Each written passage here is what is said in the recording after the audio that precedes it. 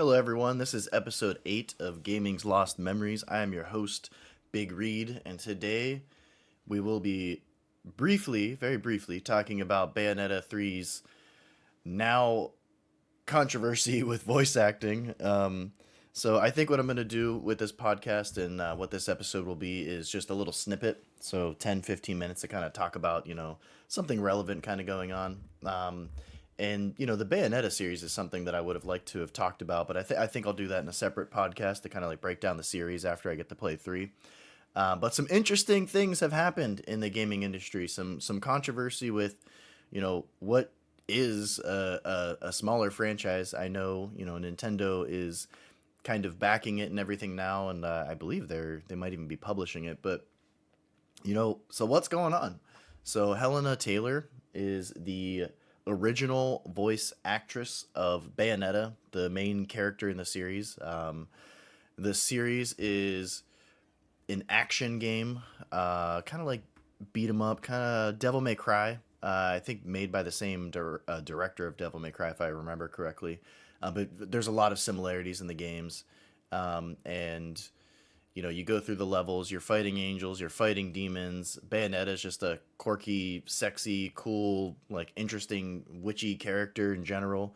The games are fun. I remember playing the original on the Xbox 360. So it's getting a lot of publicity, but right now not in a great way. So Helena Taylor came out. She released a video, and I watched it right before this because I read all of the reports, but I wanted to kind of hear it directly from her as well and get kind of a feel and read the body language and everything like that. She came out and she said, "Hey, I am Bayonetta's voice actor. Was only offered $4,000 for the I was only offered $4,000, right? That was her claim, to voice Bayonetta for the third game. She asked for a boycott. So this is where it gets pretty dicey because she asked everybody who is interested in the game in her statement, and she tagged everything you can tag on Twitter. So Bayonetta, Nintendo, like literally everything's tagged. And she asked for a boycott of the Bayonetta 3, which is launching this Friday on the 28th. And instead of buying the game, take that money you would use to buy the game to donate to charity, right? So, an interesting statement. She stated that she was looking for like a fair living wage, you know, in terms of what she brings to the series. And also, I don't know if it was in the original statement or later on, claimed that it's a $450 million franchise, not including merchandise. So I watched the video because I wanted to hear it from her.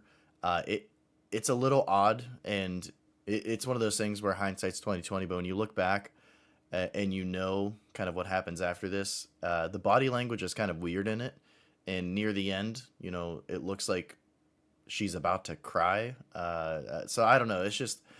It's an odd statement. So she's claiming, hey, for the third, Bayonetta game, she was only offered $4,000. She's requesting a boycott. So at the end of the day, she's trying to have a financial impact on this game. They do have a new voice actress. So I haven't heard it. I was looking things up and I couldn't find like a video comparing the two voices. But honestly, first and foremost, I thought she did a really good job of voicing Bayonetta. She has a cool accent. She's like really quirky. Like it works with Bayonetta's like sexy weirdness. Like she's a very strange character. So I thought it all like worked really well together. But here's some things that kind of put into context here. She's claiming that without merchandising, it's a $450 million franchise. So almost a $500 million and not including merchandise. First of all, I have no idea what Bayonetta merchandise there is out there that could even equate to, because like the implication is it's 450 before merchandising. Like she's merchandising, like it's gonna double that amount. I don't know a single piece of Bayonetta merchandise. Like it's a franchise that is only even known today because of Nintendo. So let's take a step back. Bayonetta 1 comes out. sells a little less than a 1.5 million copies, right? So the numbers that I saw were 1.35 million. Now, that is good for like a brand new IP releasing on two consoles. Like you get over the million hump, that's not bad, but it was a disappointment to the developers, Platinum Games. Like they looked at it and they were like, that wasn't enough for like what we were trying to do. So there was a lot of like momentum behind it and everything like that.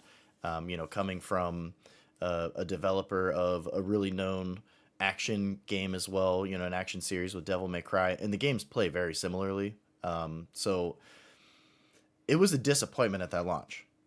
Here's another thing that, like, the reason why I called this podcast Gaming's Lost Memories is there's like so much context. Bayonetta 2 was canceled. So, this is a franchise that's barely hanging on now. If Bayonetta 3 comes out and absolutely does tank or just isn't looking good, Nintendo's not going to keep supporting it. I think they've shown that sadly with a lot of their franchises, that if they're not going to put resources into something that's just not going to sell. And I hate to say this, like something like F-Zero or Star Fox, like, F-Zero just hasn't seen a game in a while. Star Fox got handed around to, other developers, and just they're not going to put money into something that's going to flounder. Now, saying that, Bayonetta 2 got basically canceled, you know what I mean? So like they weren't going to finish production of it. Nintendo came in and said, "Hey, we'll finish, we'll basically support it." Sega Sammy, they were like, "This game wouldn't have been made if Nintendo didn't come in with money." Like at the end of the day, it would have ended with Bayonetta 1. That is absolutely critical to remember at this point, because outside of, Nintendo putting Bayonetta in Smash Brothers, which is smart too. So Smash Brothers and some of their other games, like if you put that character in there, more people get to see that character. So if you do release another game, or you release like Bayonetta 1 and Bayonetta 2 on the Switch, like they can be like, "Oh, that's the person from Smash." Like it's not, I hate to say this because I like the games. It's not popular. Like when you compare it to literally anything else in the gaming industry, it's a really small franchise, and it's only had two games, and the second one was canceled for a minute there. You know what I mean? So at the end of the day, I firmly believe that basically everybody needs paid more. So if you have a talent, you're working hard, I think everybody should be paid a fair living wage. So first and foremost, let me state that. Here's now where it gets dicey. So there was a Bloomberg report that came out that said, no, she was offered $4,000 per session, and supposedly there were supposed to be 4 to 6 4-hour long sessions. So you're looking at, a significant more amount of money. It wasn't $4,000 total, which when you watch the video, there's no other way to interpret what she said. She said, "I was offered $4,000 for this, and this is, almost a $500 million franchise. Like I need more money." So that report comes out, everybody starts kind of questioning it. It's getting a little weird, because it's like, well, $4,000 per session, and there's possibly like 6 sessions. That's a lot. That's a big difference. Like you definitely, left out details to make this company look bad, and now you're requesting a boycott. So I think at that point she probably should have just not said anything else. Maybe issued one of those like generic PR statements that, everybody, basically releases, like the new voice actress basically, released something just speaking very broadly. "I'm under an NDA, I can't talk about it." Platinum Games, released a very generic statement too. And it's just like, that's kind of what you do in these situations. Like, "Hey, we don't want anyone, saying anything negative about the new voice actress. She's been doing great. Thank you so much, everybody. We're under an NDA. We can't really speak. We thank you so much for your interest in the franchise, and we appreciate your understanding during this time." Bloop. Like you just kind of spit it out, right? If I was the original voice actress, Helena Taylor, I probably, if I would have said anything, I would have said that, and I would have just slinked away, because that report doesn't look good. But even worse, she comes out and's like, "Well, that report, that's just trying to make me look like a gold digger." Her words, it's trying to make me look like a gold digger, or like Then she's like, that report's not correct. They actually offered me $15,000. It's like, oh, what? That's way different. Like, where did the $4,000 come from? Like, what just happened here? So her claim, and there's going to be, okay, Platinum Games, Nintendo, new voice actress, they're all going to be under non-disclosure agreements. And I don't know if, any of you guys have had to sign those. So I've had to sign two of those, well, technically three, one for my current employment, but two of them related to the video game industry. One for becoming a moderator of a website, and then the other for writing for a website. I used to write video game reviews and everything like that for darkstation.com, which sadly shut down earlier this year. But you sign those. I think I signed one for Darkstation. Well, anyway, I know I signed one for GameFAQs. But long story short, you sign one, and like you're legally held that if you go out and like say anything, like you can get in trouble. So everybody involved with Bayonetta 3's development can't really legally say anything. They have to be extremely careful. They probably have, Nintendo or Platinum's lawyers like writing their statements, just to be honest. Or if they are writing their own statement, it's going through a lawyer and they're like, okay, take this part out, take this part out, take this part out. Now you can release it. So you're only going to get the other side of the, Helena Taylor's side of the story. But here's the problem. She comes out and admits she lied. Like, there's no other way to interpret it. Like, you said I was offered $4,000. That's not true. She came out and said I was offered $10,000 originally. And then, it sounds like there was negotiations, or she said she might have not been happy with that. So they came back, and she even said, like, they said, thank you for your contributions. We'll do another $5,000. So $15,000 is substantially different from $4,000. Now, I know we're getting caught up on amounts, and like I said originally, I believe everybody should get, paid more. But you also have to understand that I'm not quite sure she understands the franchise that she's working with or working for. Like, this isn't Pokemon, this isn't Mario, this isn't, Halo, I guess you could say, Grand Theft Auto. Like, this is a struggling franchise that could potentially, if Bayonetta 3 is not a success, that could be it. It's already been canceled. You know what I mean? Like, Sega was basically saying they were done with it. Like, this, it's not worth it. It's not going to sell enough for us to recoup our development costs. So this is a tricky situation, but I think Helena Taylor should have went the PR route, or maybe I don't know. She should have went the PR route or said nothing at this point, because her claims are, okay, well, actually I was offered $15,000, to which I declined, and then I didn't hear from them for 11 months. And like, she put the developers in an odd situation too, because they're like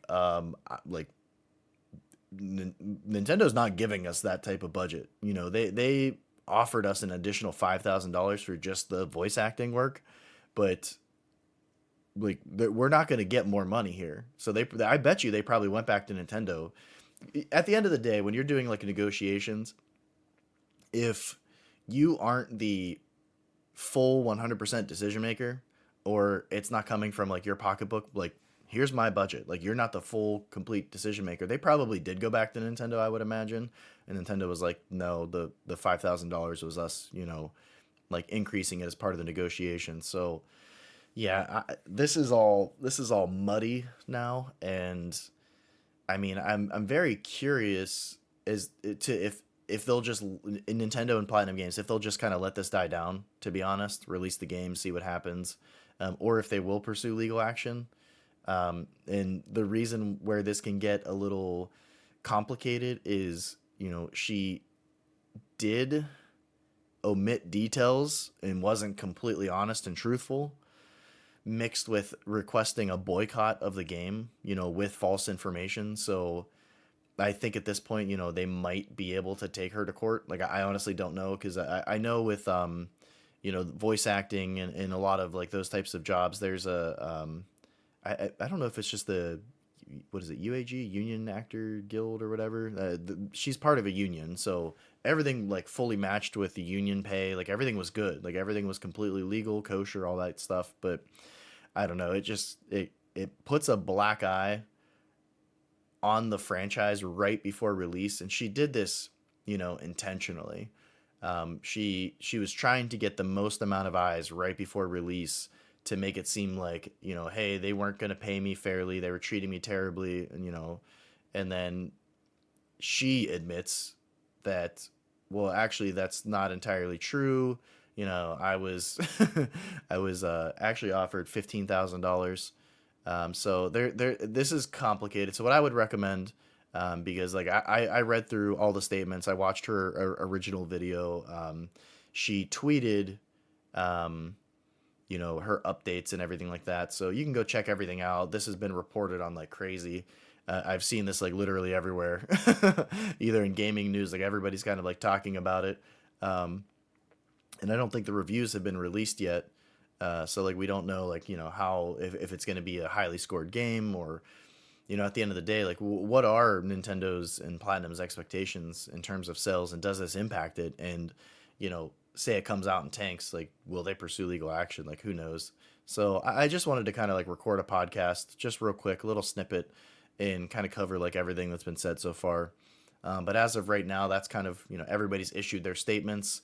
It seems like there was some omission, or not a retraction, interestingly enough, because she does claim that they offered her $4,000, like at the end, like, okay, we'll do $4,000 flat rate, which that's pretty interesting too.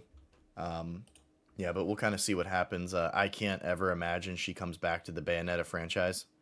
like it's very difficult to try to sabotage the game's release, without fully correct information.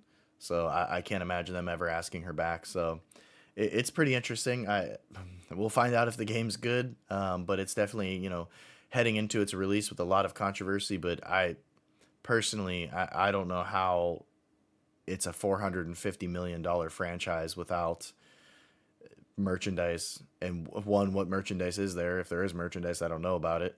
And two, that is almost $500 million. That's such a crazy amount of money that I don't even know how it's calculated or where the information was received, because it it's closer to a franchise that could maybe not exist past three than it is a franchise that's worth $500 million. So, but yeah, that'll wrap up this episode of Gaming's Lost Memories. I'm your host, Big Reed, and I look forward to talking to you again.